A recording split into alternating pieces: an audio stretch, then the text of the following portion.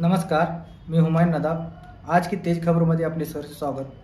चला तर पाहूया आजच्या ठळक घडामोडी. हुपरी महापुरुष जयंती निमित्त प्रबोधनात्मक व्याख्यानाचा कार्यक्रम उत्साहात संपन्न. हुपरी महापुरुष जयंती उत्सव समिती व भीमगर्जना युवक संघटनेच्या संयुक्त विद्यमाने हुपरी येथील हुतात्मा स्मारक येथे महात्मा ज्योतिबा फुले व डॉ. बाबासाहेब आंबेडकर यांच्या जयंतीनिमित्त भव्य प्रबोधनात्मक व्याख्यानाचे आयोजन करण्यात आले होते. या कार्यक्रमात प्रख्यात इतिहासकार प्राध्यापक नितीन बानगुडे पाटील यांनी मार्गदर्शन केले. भीमगर्जना युवक संघटनेचे अध्यक्ष व माजी उपसरपंच धर्मवीर कांबळे यांच्या मार्गदर्शनाखाली कार्यक्रम पार पडला. प्राध्यापक बानगुडे पाटील यांनी आपल्या प्रभावी भाषणात बाबासाहेब आंबेडकर यांच्या शिक्षणप्रेमाचा व संघर्षमय जीवनाचा आढावा घेतला.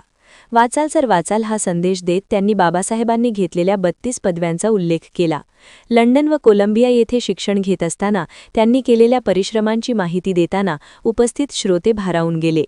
बाबासाहेबांचे समाजाप्रती असलेले समर्पण, साधेपणा आणि न्यायासाठीची झटपट यावर भाष्य करताना त्यांनी सांगितले की संविधानाच्या माध्यमातून बाबासाहेबांनी समाजाला न्याय देण्याचे महान कार्य केले. त्यांच्या आठवणींना उजाळा देताना अनेक महिला श्रोत्यांच्या डोळ्यात अश्रू तरळले. यावेळी हातकणंगलेचे आमदार अशोकराव माने यांनी मार्गदर्शन केले.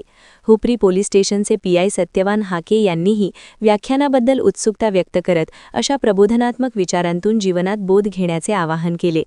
आरपीआय जिल्हाध्यक्ष सतीश माळगे, मनसे जिल्हाप्रमुख दौलतराव पाटील, नगरसेवक रफिक मुल्ला, सुभाष कागले, किरण कांबळे, विद्याधर कांबळे, बाळासाहेब कंगणे, राहुल फुले तसेच भीमगर्जना युवक संघटनेचे पदाधिकारी मोठ्या संख्येने उपस्थित होते. कार्यक्रमाचे आभार संयोजक धर्मवीर कांबळे यांनी मानले.